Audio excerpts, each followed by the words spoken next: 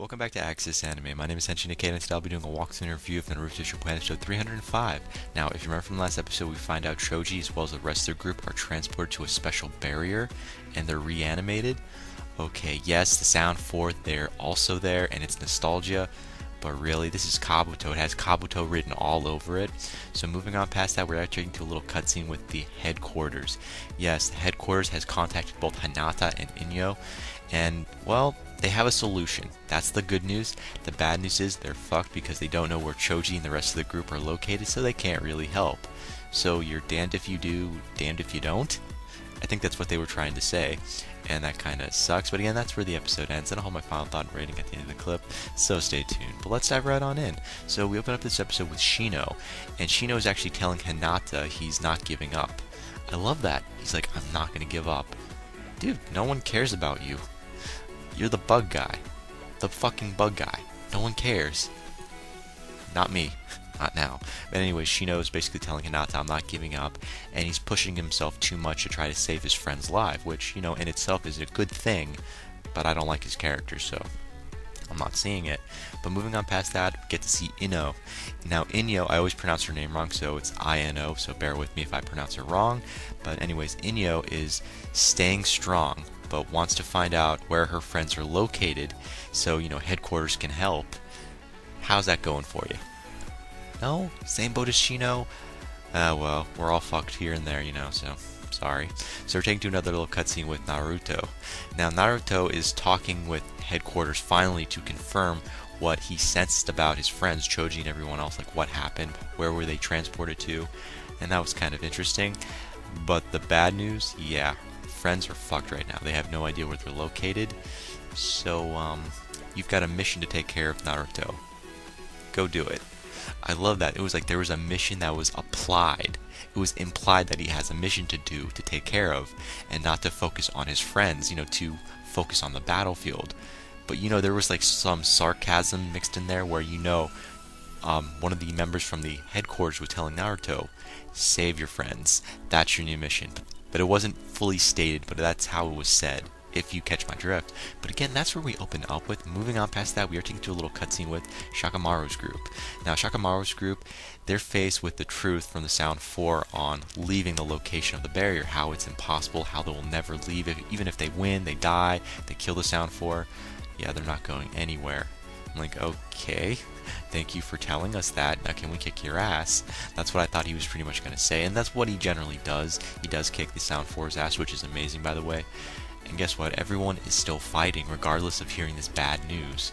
So I thought, okay, sweet. This is Naruto series. Come on. This is, you know, that was going to happen. So like, okay, thanks for telling us the bad news. Go fuck yourself. We're still fighting. Now, moving on past that, we're taking to a different scene with Shakamaru, and he destroys the foundation underneath the Sound 4. Yeah, all those gates that are opened up, the only reason why he was still attacking recklessly was to destroy the foundation, which was underneath these barriers. So, like, here's the barrier, and here's underneath the barrier. So he destroyed what was underneath the barrier just to destroy the bridge, the doors, and I thought it was perfect, because I'm like, I love it! This is Shakamaru, of course, this is something he would come up with, and I love every moment of it. It was a perfect, well thought out plan. I mean, damn, I thought of that like a long time ago, but I didn't think it would actually happen, and there it is, it happens. And yeah, I was wowed, I loved it. Now, he's calling the Sound 4 Tools of War. So this is Shakamaru. He's calling the Sound 4 Tools of War. And they're like, nope. You can call us names, you know, sticks and stones, man, but we don't care. We're not tools of war. We wanted this. So apparently they are doing it for Orochimaru. They hated Orochimaru so much when they were still alive that they devoted their revenge toward, you know, taking out Orochimaru. Eventually Orochimaru, when he was dying on his deathbed, gave the Sound 4 all these powers, invested all this powers and crap into him. Like, really? But this loyalty goes so deep that it just makes me sick. Sound 4, more power to you about this whole vengeance seeking thing, but, you know, you guys are vengeance seekers, and it just, I don't know, it's not sticking inside of me. I feel like you guys are doing this for your own personal reasons, not just for Orochimaru's sake, and I might be somewhat correct. However, we're taking to another little cutscene with Choji. Now, Choji basically is being pushed around, and Neji, he's getting his fist stopped, if that makes any sense. So Neji's being stopped, Choji's being stopped. Now Kiba, he's using Fang over Fang, and it's no good. Plain and simple, it's no good. And Shakamaru, his Jitcho is basically being shut down as well, so they're being defeated all around. So even though they were able to take out the foundation of the Sound 4 and destroy their little thing they had going on, the Sound 4 are getting really amped up, and I like where it's going. But I started voting for the Sound 4 because I love seeing them again, but I think I only like their name and the creation of their group. Other than that, I hate the members because they just suck. But I still can't believe the Sound 4 are actually kicking Choji's and the rest of the group's asses. I thought they were going to have like a little standstill. Like they were going to talk and bicker each other down until there was nothing left. No, they're actually continually going to keep fighting. Now, moving on past that, we get to hear about Shakamaru's plan. Yeah, Shakamaru had a whole plan set up. Apparently, it was to provoke the Sound 4 and to tells Choji to remember what he said before the fight began. And I thought that was definitely worth mentioning. And he senses Naruto. Well, not so much as he senses Naruto, but Naruto is sensing the evil. I'm like, wait a minute. So the only reason why Shakamaru was pissing off the Sound 4 was to get their power, their chakra up there. You know, the more evil that is being sensed around this group of the Sound 4, the more Naruto outside of the barrier can pick up on this.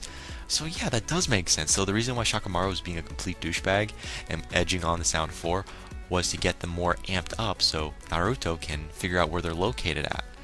Aha! So that was your plan, Shakamaru. I love it. Man, there's a reason why they call you the genius of the group, and that's why. You come up with the best shit at the last possible opportunity. Now, speaking of Shakamaru, remember when he said there were like 3 reasons? The 3 reasons from last episode on why? On what could change the outcome of this fight per se. We only heard the first 2. Well, apparently what could change the rest, well, they have to fight constantly in order to push off the Sound 4. I know I'm stumbling with this, but he basically says knowing that Naruto will find their location is the 3rd reason. Because the more they fight, the more chakra is going to get up there, and if you provoke the Sound 4 long enough, the evil will be sensed by Naruto because he can sense various things like that. So that's the 3rd reason. He's investing his hopes, his everything in Naruto finding them.